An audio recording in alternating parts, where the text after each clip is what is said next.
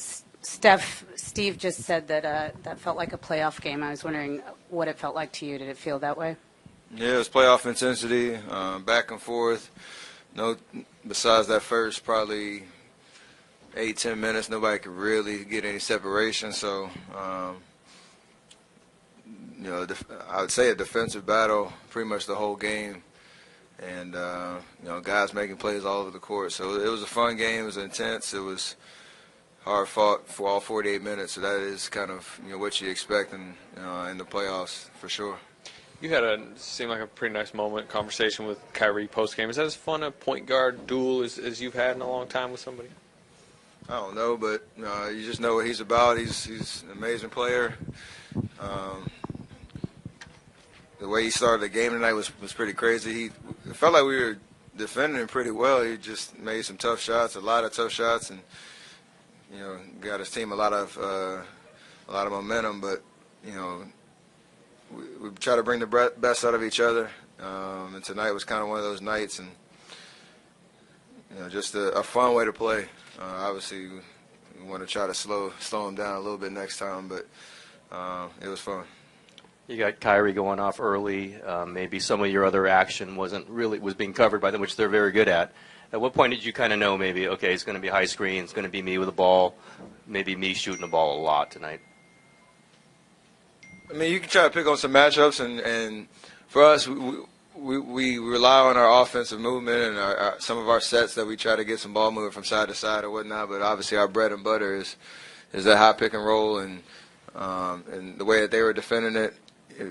If I could set up the guy coming off the screen and get some separation, I could get a shot off.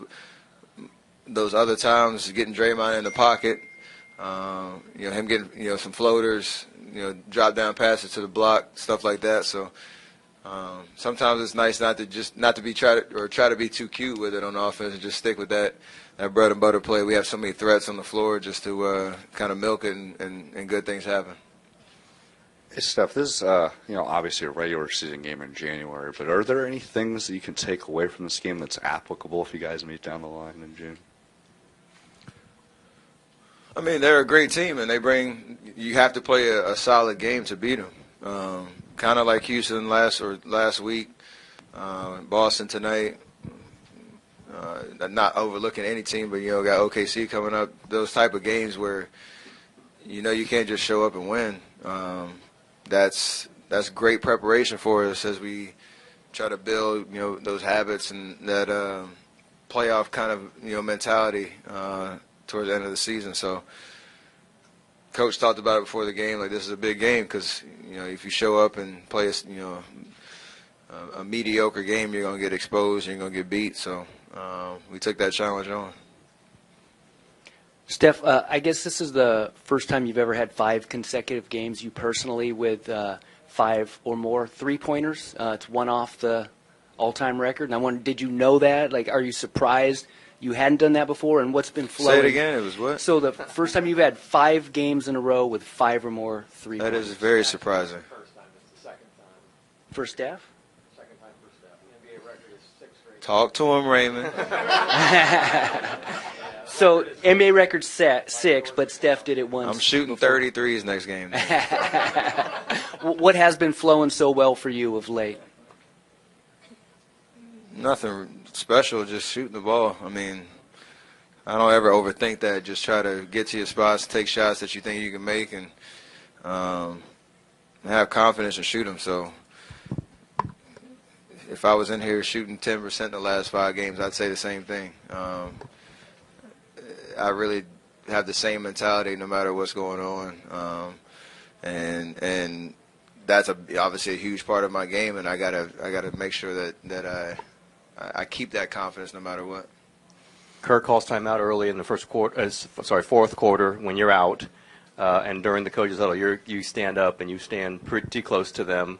Are you literally telling them to put you back in, or are you just trying to signal to them to put you back in?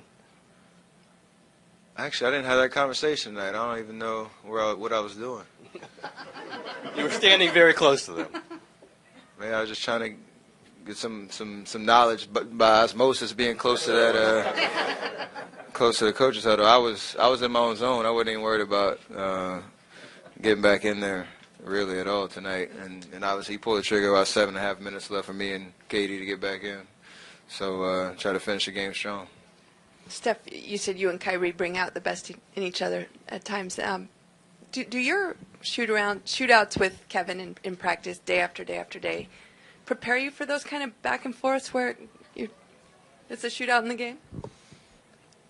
It's different mentalities. Like obviously, I'm not playing defense on KD while we're shooting or whatnot. Or those are just when I guess yesterday. We call it the 30 by 35 workout, and we try to push each other in those moments. I think we made like probably 20 or so in a row together, and then you feel that pressure, like don't be the one that misses. So that prepares you for like that adrenaline rush on the court. It's not really about anybody else in those moments, just trying to make shots under pressure. So if you guys had 12 turnovers, pretty low total for you guys, you only had one. Is that something that is the result of extra focus, or is it emphasized? I mean, what's the difference in a game like this when you know you're going to see a really tough defense, and yet the turnovers are so low?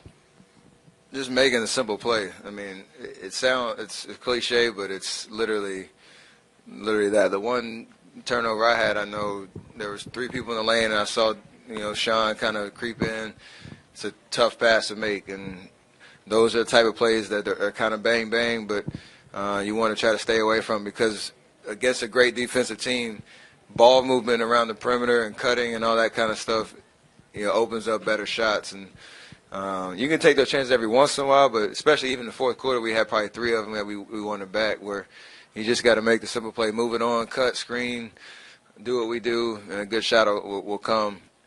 And especially against a team like Boston, who doesn't beat themselves, that's historically been our issue with them, is we've turned the ball over too many times and given them too many possessions, and they're fundamentally sound, and they want to kind of grind the game out. So if you don't create great possessions, then playing right into their hands. Last one for Tim. Just how good is Boston? You've played them twice now. You might play them again later this season. I'm not answering that. I got in trouble last time I answered that how question. good Boston is? About going back to Boston in the summer. I heard it's nice. But they're a great team, and they're going to be a tough out in the East no matter who they play. So it was great to kind of get in that battle with them, understand what it takes to kind of win that game and grind it out, even if as a team we're not shooting the ball very well. But after that first quarter, we played amazing defense and just tried to wear them down and got it done. So I expect them to be a team that's vying for that Eastern Conference championship, just because they are a great team.